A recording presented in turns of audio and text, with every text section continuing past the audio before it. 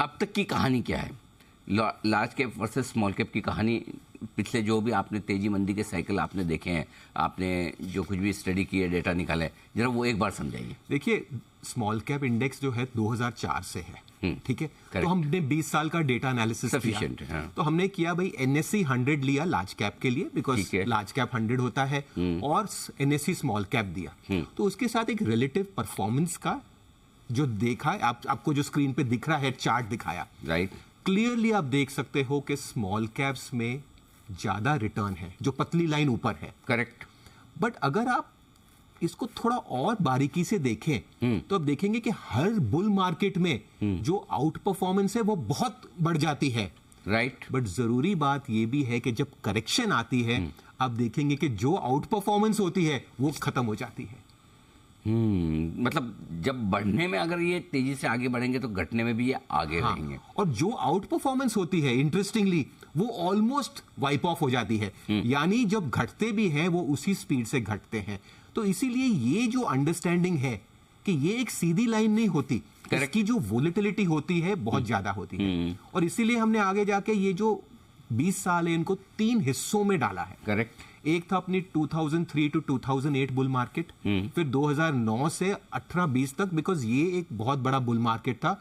और अब जो कोविड के बाद था, तो हमने हर एक को एनालाइज किया जो हम देख सकते हैं। तो मुझे जरा एक बार ये 2004 से 2019 के बीच में जहां से हम एक तरह से हमने स्मॉल कैप इंडेक्स को मेजर करना शुरू किया, और वहां से बड़ी जो तेजी बनी है, जरा इसमें समझाइए इस पूरे बुल मार्केट में और उसके बाद के फॉल में क्या लेसन। तो जब 2004 से जो डेटा है, आइडियली 2003 होना चाहिए, बट 2004 से डेटा अवेलेबल है जी, तो आप देखेंगे कि जब 2008 में पीक हुआ था, ये जो आपको आउट परफॉर्मेंस है वो बहुत बड़ी दिख रही है। आप देखिए क्या गजब, मतलब ये तो माउंट एवरेस्ट बना दिया। बिल्कुल बिल्कुल। बट जब करेक्शन हुआ, आप देखेंगे 2009 में जितनी आउट परफॉर्मेंस थी खत्म हो गई, वो दोनों लाइंस जाके मिल गई बॉटम में। करेक्ट। तो इसमें हमने प्रैक्टिकली क्या देखा है कि अगर आप देखें तो कहें कि नहीं यार स्मॉल कैप करेंगे, हमने तो बहुत पहले लिया था। बट क्वेश्चन क्या होती है कि जब वो स्टार्ट होता है वहां पे इन्वेस्टर बहुत कम होते हैं। सबसे ज्यादा पैसा टॉप पे आता है। ये बात तो सही है। अरे आप देखिए ना, सबसे ज्यादा बाय कॉल उसी वक्त आएंगे, चाहे फंडामेंटल हो चाहे टेक्निकल हो। सबसे ज्यादा NFO म्यूचुअल फंड के तभी आएंगे। बिल्कुल बिल्कुल। वो तो नहीं तो मंदी में तो किसी को लगाना ही नहीं। बिल्कुल बिल्कुल। तो जो सबसे ज्यादा पैसा आता है वो ऐसा नहीं है कि 2003-4 में आया था।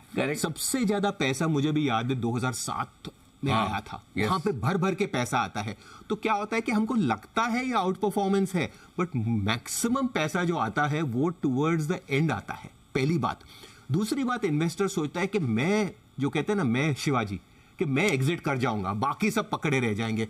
मैंने ये भी देखा है कि बहुत कम के पास वो स्किल होती है, मेजॉरिटी इस चक्रव्यूह में फंस जाते हैं। करेक्ट। अभिमन्यु का चक्रव्यूह, एंट्री बहुत आसान है, एग्जिट करना मुश्किल है, बेचना, और खासकर बेचना लॉस पे, वो तो बहुत ही मुश्किल है, इम्पॉसिबल है। तो क्या होता है कि ये आपको ये ग्राफ बहुत अच्छा दिख रहा है, लेकिन इसमें अब दो चीज सच्चाई प्रैक्टिकली ये है कि सबसे ज्यादा पैसा टॉप में आएगा, और दूसरी बात है जो एग्जिट लोग सोचते हैं वो कर पाएंगे, प्रैक्टिकली बहुत कम लोगों में वो स्किल होती है। अच्छा,